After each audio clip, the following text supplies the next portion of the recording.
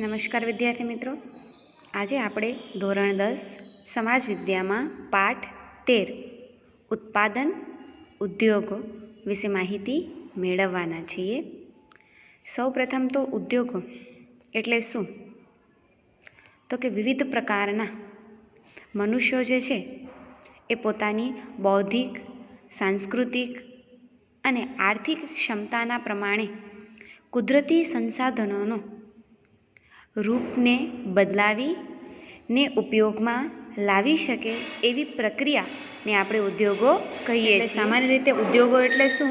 તો કે છે કે ઉદ્યોગો એટલે આપણે શું, મનુષ્ય જે છે એ પોતાની સૂઝબૂઝ પ્રમાણે કુદરતી સંસાધનો જે છે એને બદલાવી, એનામાં થોડું ઘણું ફેરફાર કરી અને પછી એની ઉપર જે પ્રક્રિયા કરે છે એને આપણે ઉદ્યોગો કહીએ છીએ. ભારતમાં ઉદ્યોગોની પરંપરા સિંધુ ખીણની સભ્યતાથી જ ચાલી આવેલી છે. એ સમયમાં ભારતમાં સુતરાઉ કાપડ, માટીના વાસણો અને કાંસાની વસ્તુઓ તથા મણકા બનાવવામાં આવતા હતા. હવે ભારતમાં ઉદ્યોગો જે છે એ આપણી સિંધુ ખીણની પરંપરા જે છે ત્યાંથી જ ચાલી આવે છે. અને ત્યારના સમયમાં ભારતમાં સુતરાઉ કાપડના ઉદ્યોગો હતા, માટીમાંથી વિવિધ પ્રકારના વાસણો બનાવવાના ઉદ્યોગો હતા. એના ઉપરાંત કાંસુ જે હોય એ કાંસુમાંથી પણ વિવિધ પ્રકારની વસ્તુઓ બનતી હતી તથા મણકા પણ બનાવવામાં આવતા હતા. 18મી સદી સુધી ભારત વહાણો બનાવવાના ઉદ્યોગોમાં, હસ્તકળા અને ગૃહ ઉદ્યોગોમાં આગળ પડતો હતો. 18મી સદી જે છે ત્યાં સુધીમાં ભારત જે છે એમાં વહાણ બનાવવાનો મોટો એવો ઉદ્યોગ હતો, હસ્તકળા ક્ષેત્રે ઉદ્યોગ હતો અને ગૃહ ઉદ્યોગો. આ ત્રણેય ક્ષેત્રમાં ભારત જે છે 18મી સદી સુધી ખૂબ જ એવો આગળ પડતું હતું. ભારતનું સુતરાઉ કાપડ, મલમલનું કાપડ, ધાતુના વાસણો તથા આભૂષણોની વિદેશમાં ખૂબ જ માંગ રહેતી હતી. આના ઉપરાંત શું કહે છે કે ભારતનું જે સુતરાઉ કાપડ છે, ભારતનું મલમલનું કાપડ છે, ધાતુના વાસણો છે, આભૂષણો એટલે કે જે ઘરેણાઓ છે, બરાબર, એ બધાની માંગ વિદેશમાં ખૂબ જ સારી એવી રહેતી હતી.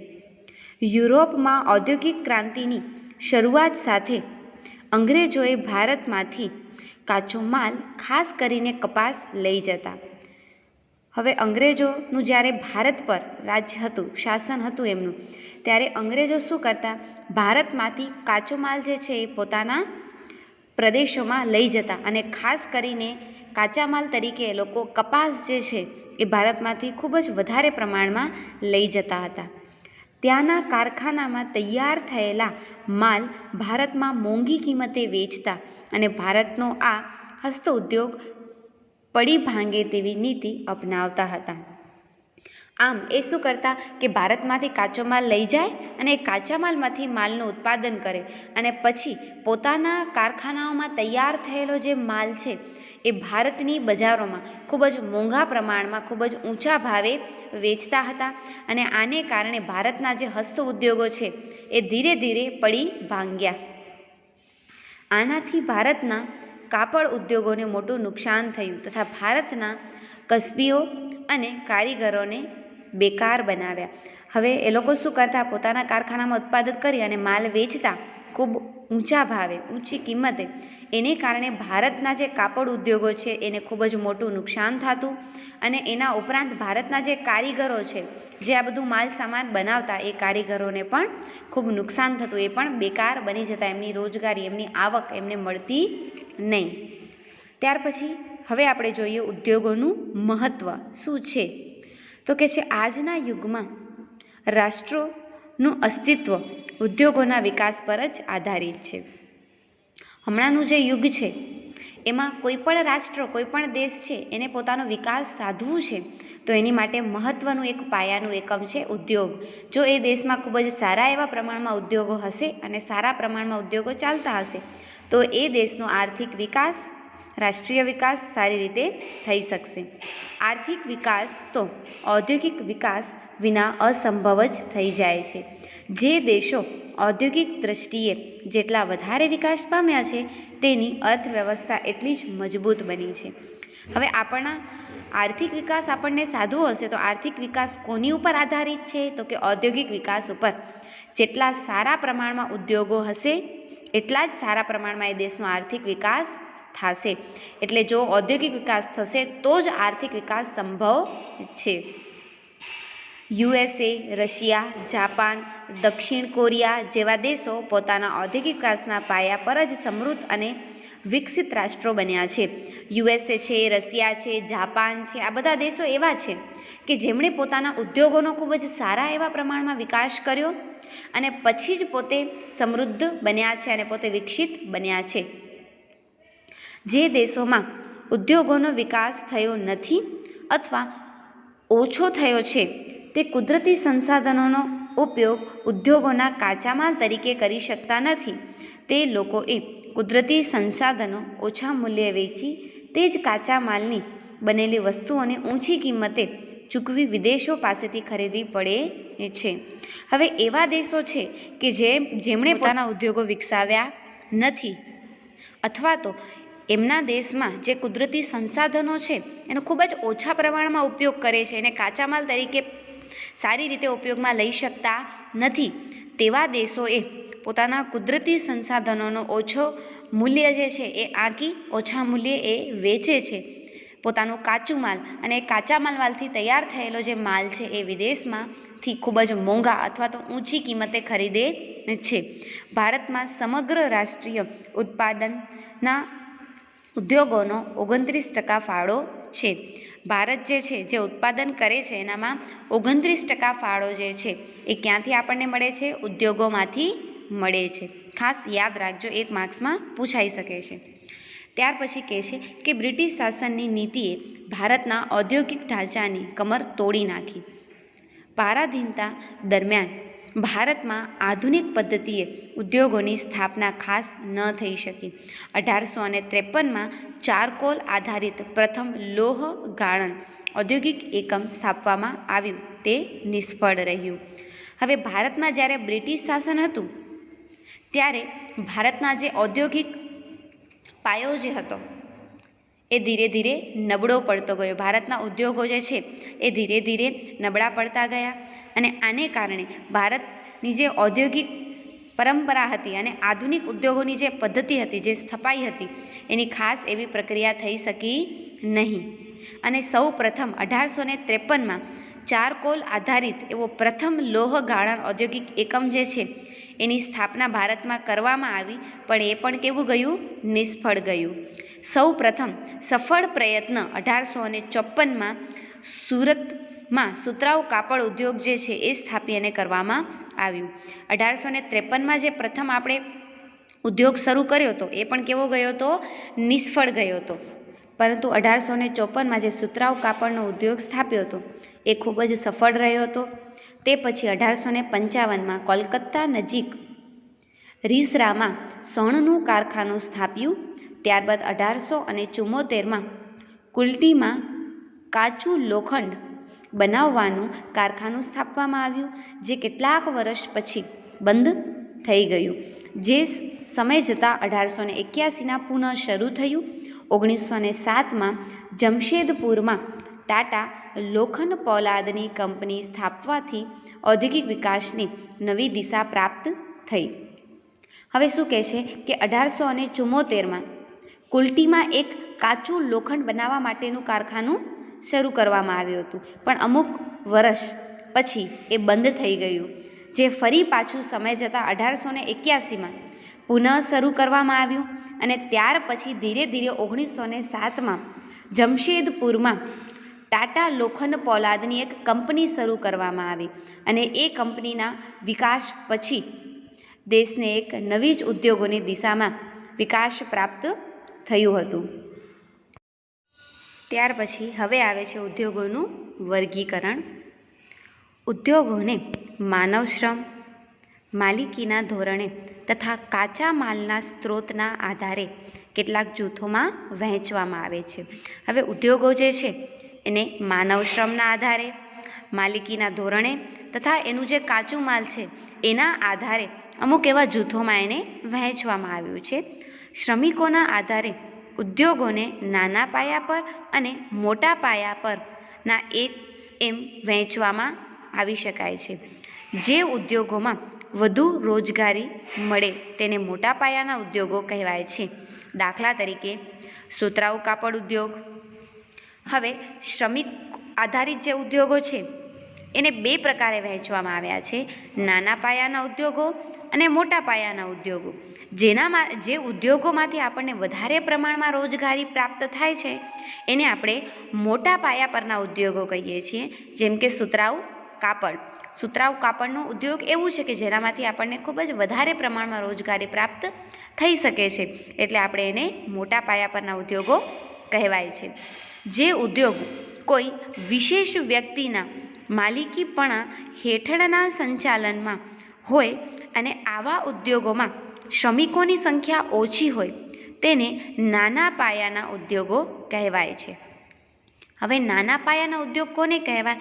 તો એવા ઉદ્યોગો કે જેમાં કોઈ એક વ્યક્તિના હાથમાં માલિકી છે, એ સંચાલન કરે છે એનું, અને એ ઉદ્યોગમાં જે શ્રમિકો છે એની સંખ્યા ખૂબ જ ઓછા પ્રમાણમાં છે, તેને આપણે નાના પાયાના ઉદ્યોગ કહીએ છીએ. ત્યાર પછી એનામાં નાના પાયાના ઉદ્યોગોમાં કયા કયા ઉદ્યોગ આવી શકે? જેમ કે ખાંડસરીનો ઉદ્યોગ, ખાંડ બનાવવાની હોય છે જે એનો ઉદ્યોગ જે છે એ, તો એ કેવું છે, એનામાં વ્યક્તિ કોઈ એકની માલિકી હશે અને એ માલિક જે છે એ પોતાના શ્રમિકોને એ ઉદ્યોગોમાં રોજગારી આપશે, જેને આપણે નાના પાયાના ઉદ્યોગ તરીકે ઓળખીએ છીએ. આ ઉપરાંત ઉદ્યોગોને ખાનગી, જાહેર, સંયુક્ત તથા સહકારી જૂથોમાં પણ વર્ગીકૃત કરી શકાય છે. નાના અને મોટા પાયાના ઉદ્યોગો તો કરી જ શકાય છે વર્ગીકરણ, પણ આના ઉપરાંત ખાનગી, જાહેર, સંયુક્ત તથા સહકારી જૂથોમાં પણ એનું વર્ગીકરણ આપણે કરી શકીએ છીએ. આમ ઘણી રીતે ઉદ્યોગોને વર્ગીકૃત કરી શકાય છે. તેમ કાચા માલના સ્ત્રોતને આધારે પણ ઉદ્યોગોને કૃષિ આધારિત ઉદ્યોગ અને ખનિજ આધારિત ઉદ્યોગોના જૂથોમાં વહેંચી શકાય છે. આમ અનેક રીતે આપણે ઉદ્યોગોનું વર્ગીકરણ કરી શકીએ છીએ. એમાંનું એક છે કાચા માલના સ્ત્રોતને આધારે ઉદ્યોગોનું વર્ગીકરણ, જેના બે પ્રકારો પડે છે. એક કૃષિ આધારિત કાચા માલના ઉદ્યોગો અને બીજું છે ખનિજ આધારિત કાચા માલના ઉદ્યોગો. આ આપણે જોયું ઉદ્યોગોનું વર્ગીકરણ. હવે આપણે કૃષિ આધારિત ઉદ્યોગો વિશે માહિતી મેળવીશું કે જે કૃષિ ઉપર આધારિત છે એવા ઉદ્યોગો. સુતરાઉ કાપડ, શણ, રેશમી કાપડ, ઊની કાપડ, ખાંડ વગેરે કૃષિ આધારિત પ્રવૃત્તિથી પ્રાપ્ત થતા કાચા માલ પર આધારિત ઉદ્યોગો છે. હવે આ બધા ઉદ્યોગો જે છે, જેમ કે સુતરાઉ કાપડનું છે, શણનું છે, રેશમી કાપડ છે, ઊન કાપડ છે, ખાંડ છે, કાગળ છે, આ બધા એવા ઉદ્યોગો છે કે જે કૃષિ ઉપર આધારિત છે. એનું જે કાચું માલ છે એ આપણને કૃષિમાંથી પ્રાપ્ત થાય છે. ત્યાર પછી હવે આવે છે સુતરાઉ કાપડનો ઉદ્યોગ. ભારતની ઔદ્યોગિક અર્થવ્યવસ્થામાં વસ્ત્ર ઉદ્યોગોનું પ્રમુખ સ્થાન છે. આ ઉદ્યોગ લગભગ 3.5 કરોડ લોકોને રોજગારી આપે છે. હવે ભારતમાં જે વસ્ત્ર ઉદ્યોગો છે એ ખૂબ જ મહત્ત્વના ઉદ્યોગો તરીકે લેખવામાં આવે છે, અને લગભગ સુધી આ વસ્ત્ર ઉદ્યોગો જે છે એ લગભગ સુધી ભારતના 3.5 કરોડ લોકો જે છે એને રોજગારી આપવાનું કાર્ય કરે છે. દેશમાં સૌથી વધારે રોજગારી પૂરી પાડતો ઉદ્યોગ કાપડ ઉદ્યોગ છે. ચીન પછી સુતરાઉ કાપડની નિકાસમાં ભારત દ્વિતીય સ્થાન ધરાવે છે. ઉત્પાદન અને રોજગારીની દ્રષ્ટિએ આ ઉદ્યોગ દેશનો મુખ્ય ઉદ્યોગ છે. હવે ચીન જે છે તેના પછી દ્વિતીય સ્થાને કોણ આવે છે? તો કે ભારત. શેના માટે? તો સુતરાઉ કાપડની નિકાસ માટે. અને આ સુતરાઉ કાપડનો જે ઉદ્યોગ છે એ રોજગારીની દ્રષ્ટિએ દેશમાં મુખ્ય ઉદ્યોગ ગણવામાં આવે છે. ખાસ યાદ રાખજો, સુતરાઉ કાપડમાંથી કેટલા લોકોને રોજગારી મળે છે અને કેટલામાં નંબરે આવે છે નિકાસમાં ભારત દેશ. બરાબર. ત્યાર પછી આગળ જોઈએ. મુંબઈમાં સૌ પ્રથમ સુતરાઉ કાપડની મિલ સ્થપાઈ. ક્યાં સૌ પ્રથમ સુતરાઉ કાપડની મિલ સ્થપાઈ? તો કે મુંબઈમાં. અથવા મુંબઈમાં સૌ પ્રથમ કયા કાપડની મિલ સ્થપાઈ? તો કે સુતરાઉ કાપડની. ત્યારબાદ ગુજરાતમાં અમદાવાદમાં શાહપુર મિલ તથા કેલિકો મિલ સ્થપાઈ. સૌ પ્રથમ મુંબઈમાં સ્થપાઈ, એના પછી ગુજરાતના અમદાવાદમાં શાહપુર મિલ અને કેલિકો મિલ સ્થપાઈ. સુતરાઉ કાપડની મિલો શરૂઆતના વર્ષોમાં મુંબઈ અને અમદાવાદ ખાતે સ્થપાઈ હતી. સસ્તો કાપડ, શ્રમિકોની ઉપલબ્ધિ, પરિવહનની સુવિધા, નિકાસ માટેના બંદરો તથા બજાર ક્ષેત્રની અનુકૂળતાના કારણે અહીં સુતરાઉ કાપડની મિલો સ્થપાઈ. હવે સૌપ્રથમ મુંબઈ અને અમદાવાદ ખાતે શું કામ સ્થપાઈ આ મિલો? તો કે ત્યાં કને શ્રમિકો સારા એવા પ્રમાણમાં મળી રહેતા હતા, પરિવહનની ખૂબ સારી એવી સુવિધા હતી, નિકાસ માટેના બંદરો હતા. મતલબ કે જે ઉત્પાદન થાય છે એને બીજા કોઈ દેશમાં આપણે મોકલાવવું છે તો ત્યાં કને બંદરો, દરિયાઈ માર્ગ જે છે એ ત્યાં સરળતાથી પ્રાપ્ત થઈ રહેતા. અને આના ઉપરાંત બજાર ક્ષેત્ર પણ અનુકૂળ હતું. તેથી ત્યાં કને સુતરાઉ કાપડ જે છે એની ખૂબ જ સારી એવી મિલો સ્થપાઈ. આજે તો સુતરાઉ કાપડની મિલો દેશના લગભગ 100 નગરોમાં આવેલી છે. ખાસ યાદ રાખજો કે આજના સમયમાં સુતરાઉ કાપડની મિલો દેશમાં લગભગ કેટલા નગરોમાં આવેલી છે? તો કે છે 100 નગરોમાં. વર્તમાન સમયમાં મુંબઈ, અમદાવાદ, ભિવંડી, સોલાપુરી, કોલ્હાપુર, નાગપુર, ઇન્દોર અને ઉજ્જૈન, સુરત સુતરાઉ કાપડ ઉદ્યોગના મુખ્ય અને પરંપરાગત કેન્દ્રો છે. ખાસ યાદ રાખજો સુતરાઉ કાપડ કયા કયા રાજ્યમાંથી આપણને પ્રાપ્ત થાય છે, કયા એના મુખ્ય કેન્દ્રો છે. તમને નકશામાં પૂછાઈ શકે છે સુતરાઉ કાપડ ઉત્પાદિત કરતું કોઈ પણ એક રાજ્ય દર્શાવો, તો આ બધા તમને યાદ રાખવા પડશે. મુંબઈ છે, અમદાવાદ છે, સોલાપુરી છે, ત્યાર પછી નાગપુર છે, ઇન્દોર છે, ઉજ્જૈન છે, આ બધા જ સુતરાઉ કાપડના પરંપરાગત કેન્દ્રો છે. ત્યાર પછી મહારાષ્ટ્રના મુંબઈમાં વધુ સુતરાઉ કાપડની મિલો છે, જેથી તેને સુતરાઉ કાપડનું વિશ્વ મહાનગર કહે છે. ખાસ મોસ્ટ આઈએમપી પ્રશ્ન, સુતરાઉ કાપડનું વિશ્વ મહાનગર કોને કહેવાય છે? તો કે મહારાષ્ટ્રનું મુંબઈ. ખાસ યાદ રાખજો આ પ્રશ્ન, બરાબર. આ ઉપરાંત પુણે, કોલ્હાપુર, ઔરંગાબાદ, જલગાંવ જેવા શહેરોમાં પણ આ ઉદ્યોગો સ્થપાયા છે. માત્ર મુંબઈમાં જ નહીં પણ એના ઉપરાંત પુણે છે, ઔરંગાબાદ છે, જલગાંવ છે, આ બધા શહેરોમાં પણ ખૂબ સારા એવા પ્રમાણમાં સુતરાઉ કાપડની મિલો સ્થપાઈ છે. ગુજરાતમાં અમદાવાદને પૂર્વનું માન્ચેસ્ટર તથા ડેનિમ સિટી ઓફ ઇન્ડિયા પણ કહે છે. ગુજરાતમાં જે અમદાવાદ છે એને પૂર્વનું માન્ચેસ્ટર અથવા તો ડેનિમ સિટી ઓફ ઇન્ડિયા પણ કહેવામાં આવે છે. ખાસ આઈએમપી પ્રશ્ન યાદ રાખજો, ડેનિમ સિટી ઓફ ઇન્ડિયા કોને કહેવામાં આવે છે અથવા પૂર્વનું માન્ચેસ્ટર કોને કહેવાય છે? તો ગુજરાતનું અમદાવાદ. આ ઉપરાંત વડોદરા, કલોલ, ભરૂચ, સુરત, પોરબંદર, ભાવનગર, રાજકોટ વગેરે શહેરોનો પણ સમાવેશ થાય છે. માત્ર અમદાવાદ નહીં પણ આ બધા શહેરો જે છે એનો પણ સુતરાઉ કાપડના ઉત્પાદનમાં ખૂબ સારો એવો ફાળો રહેલો છે. ત્યાર પછી આવે છે તમિલનાડુમાં કોઈમ્બતુર મુખ્ય કેન્દ્ર છે. ચેન્નઈ અને મદુરાઈ વગેરે કેન્દ્રોનો સમાવેશ થાય છે. તમિલનાડુમાં કોઈમ્બતુર છે, ચેન્નઈ છે, મદુરાઈ છે, આ બધી જગ્યાએ પણ ખૂબ સારા એવા પ્રમાણમાં સુતરાઉ કાપડ પ્રાપ્ત થાય છે. ઉત્તર પ્રદેશમાં કાનપુર, ઇટાવા, આગ્રા, લખનઉ વગેરે મુખ્ય કેન્દ્રો છે. ઉત્તર પ્રદેશમાં કાનપુર છે, ઇટાવા છે, આગ્રા છે, ત્યાં કને પણ ખૂબ સારા એવા પ્રમાણમાં સુતરાઉ કાપડની મિલો છે. ત્યાર પછી મધ્યપ્રદેશમાં ઇન્દોર, ગ્વાલિયર, ઉજ્જૈન અને દેવાસ આ ઉદ્યોગોના મુખ્ય કેન્દ્રો છે. ત્યાર પછી પશ્ચિમ બંગાળમાં કોલકાતા, હાવડા, મુર્શિદાબાદ વગેરે પ્રમુખ કેન્દ્રો છે. રાજસ્થાન, પંજાબ, હરિયાણા વગેરે રાજ્યમાં પણ સુતરાઉ કાપડના ઉદ્યોગો વિકાસ થયો છે. આ ઉદ્યોગોના વિકેન્દ્રીકરણમાં નોંધપાત્ર યોગદાન કરનાર પરિબળોમાં વ્યાપક બજાર ક્ષેત્ર, પરિવહન, બેંક તથા વિદ્યુતની સુવિધાઓ છે.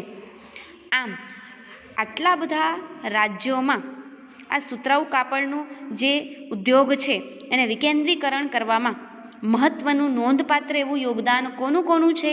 તો કે છે બજાર ક્ષેત્ર, પરિવહન ક્ષેત્ર, બેંક ક્ષેત્ર અને વિદ્યુત સુવિધા. આ બધા પરિબળોનો ખૂબ જ મહત્ત્વનો ફાળો રહેલો છે. આજે કાપડ ઉદ્યોગ ઉત્પાદન પ્રકારના કપાસની અછત, જૂના યંત્રોના વપરાશ, અનિયમિત વિદ્યુત પુરવઠો, કૃત્રિમ રેશાના કાપડની સ્પર્ધા તથા વૈશ્વિક બજારમાં તીવ્ર સ્પર્ધાની સમસ્યાનો સામનો કરી રહ્યો છે. આજે આપણું જે આ કાપડ ઉદ્યોગ જે છે એ ખૂબ જ ઉત્તમ સારા એવા પ્રકારના કપાસ જે છે એની અછતનું, આના ઉપરાંત યંત્રો જે છે જૂના યંત્રો, નવા યંત્રો નથી, એ જૂના યંત્રોનો ઉપયોગ, એના ઉપરાંત શું કહે છે કે અનિયમિત વીજળી પુરવઠો, વીજળી જે છે એ નિયમિત નથી, અનિયમિત છે. કૃત્રિમ રેસા જે છે એના જે કાપડ જે છે એનું પ્રમાણ જે છે એ ઘટી રહ્યું છે. એને કારણે અને ખૂબ જ વધારે પડતી એવી સ્પર્ધાના આ સમયમાં ઘણી બધી એવી સમસ્યાઓ છે જેનો આ ઉદ્યોગ સામનો કરી રહ્યો છે.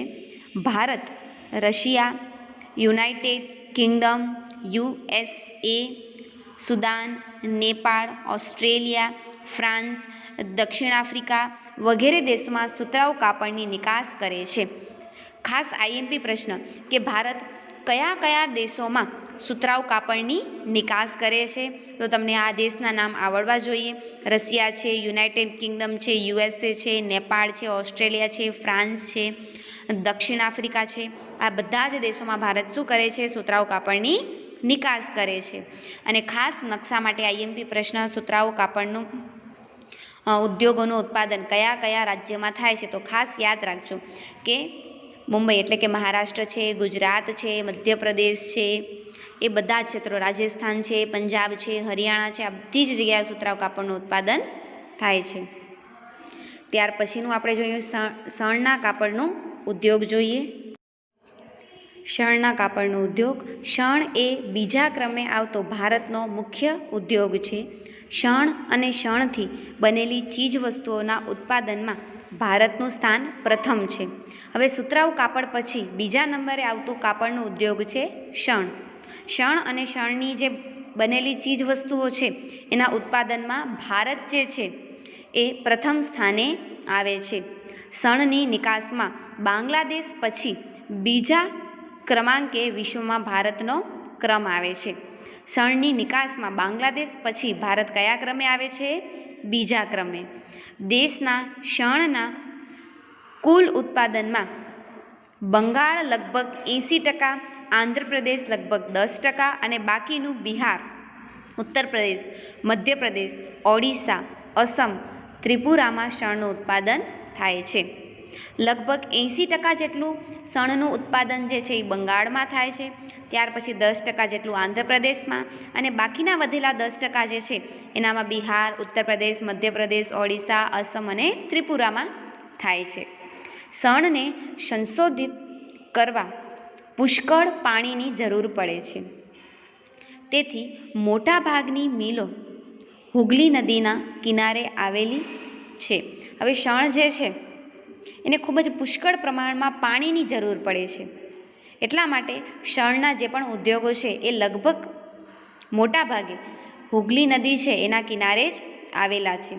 સસ્તો માનવ શ્રમ, બેંક અને વીમા સુવિધા નિકાસ માટે બંદરોની સગવડના કારણે પશ્ચિમ બંગાળમાં આ ઉદ્યોગ કેન્દ્રિત થયો છે. પશ્ચિમ બંગાળમાં આ ઉદ્યોગ ખૂબ જ સારા એવા પ્રમાણમાં કેન્દ્રિત થયો છે. શું કામ? તો કે છે ત્યાં કને માનવ શ્રમ જે છે એ સસ્તું છે, બેંક અને વીમાની ખૂબ સારી એવી સુવિધાઓ છે, નિકાસ માટે બંદરો પણ છે. એટલે ત્યાં કને આ ઉદ્યોગ ખૂબ સારા એવા પ્રમાણમાં વિકસ્યો છે. આજે વિવિધ ચીજ વસ્તુઓમાં પેકિંગમાં અન્ય વિકલ્પોના કારણે શણની માંગમાં ઘટાડો થયો છે. વધુ ઉત્પાદન ખર્ચ તથા આંતરરાષ્ટ્રીય બજારમાં શણની ઘટતી જતી માંગ જેવી સમસ્યાઓનો સામનો શણ ઉદ્યોગ કરી રહ્યું છે. હવે આજે ચીજ વસ્તુઓ જે છે એની વિવિધ એવી પેકિંગો છે અને ઘણી ચીજ વસ્તુઓના ઘણા બધા વિકલ્પો જે છે એ આવી ગયા છે. એને કારણે શણ જે છે એની માંગમાં ઘટાડો થઈ રહ્યો છે અને એની માંગ આંતરરાષ્ટ્રીય બજારમાં પણ ખૂબ ઘટી રહી છે, જેથી આ શણ ઉદ્યોગ જે છે એ આવી બધી સમસ્યાઓનો સામનો કરી રહ્યો છે. ત્યાર પછી આપણું આજનું છેલ્લું ટોપિક રેશમી કાપડ. ભારતમાં રેશમી કાપડના ઉત્પાદનની સુદીર્ઘ પરંપરા રહેલી છે. ચીન પછી રેશમ ઉત્પાદન કરતો દ્વિતીય ક્રમ ધરાવતો દેશ ભારત છે. ચીન પછી બીજા નંબરે ભારત આવે છે રેશમી કાપડના ઉત્પાદનમાં. ભારતમાં 4 પ્રકારના રેશમનું ઉત્પાદન થાય છે. ખાસ યાદ રાખજો, ભારતમાં કેટલા પ્રકારના રેશમનું ઉત્પાદન થાય છે? તો કે 4 પ્રકારના. કયા કયા? તો કે છે સેતુર, ઈરી, ટસર તથા મુગા. આ 4 પ્રકારના રેશમ જે છે એનું ઉત્પાદન ભારતમાં થાય છે. વર્તમાન સમયમાં ભારતમાં 300 જેટલી રેશમી કાપડ વણવાની મિલો આવેલી છે. વર્તમાન સમયમાં કેટલી મિલો? તો કે 300 જેટલી રેશમી કાપડ વણવાની મિલો આવેલી છે. આ પણ આઈએમપી પ્રશ્ન કે વર્તમાન સમયમાં ભારતમાં કેટલી મિલો આવેલી છે રેશમી કાપડની? તો કે 300 જેટલી.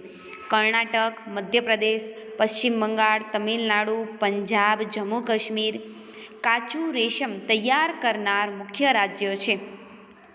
આ બધા રાજ્યો એવા છે કે જ્યાં કને રેશમ જે છે એનું કાચું માલ તૈયાર થાય છે. કયા કયા? તો કે કર્ણાટક, મધ્યપ્રદેશ, પશ્ચિમ બંગાળ, તમિલનાડુ, પંજાબ, જમ્મુ કાશ્મીર. રેશમી કાપડની વસ્તુઓની નિકાસ યુરોપ, આફ્રિકા, મધ્ય પૂર્વના દેશોમાં મોટા ભાગે થાય છે. કયા કયા એવા દેશો છે કે જ્યાં કને આપણે રેશમી વસ્તુઓ જે છે એની નિકાસ કરીએ છીએ? તો કે યુરોપ છે, આફ્રિકા છે અને મધ્ય પૂર્વના દેશોમાં. આ ઉપરાંત Germany, Singapore, USA, Kuwait, Malaysia અને રશિયા વગેરે દેશોમાં પણ નિકાસ થાય છે. આંતરરાષ્ટ્રીય બજારમાં ભારતીય રેશમને ચીનની તીવ્ર સ્પર્ધાનો અનુભવ કરવો પડે છે. આંતરરાષ્ટ્રીય બજાર જે છે એનામાં ભારત અને ચીન બંને રેશમી કાપડને ખૂબ જ સારા એવા પ્રમાણમાં ઉત્પાદન કરે છે. એટલે ભારતને આ સ્પર્ધામાં ચીનની તીવ્ર જે સ્પર્ધા છે એનો સાથ આપવો પડે છે, એનો અનુભવ કરવો પડે છે. ત્યાર પછી આગળનો ટોપિક આપણે આવતા વિડીયોમાં લઈશું. અસ્તુ.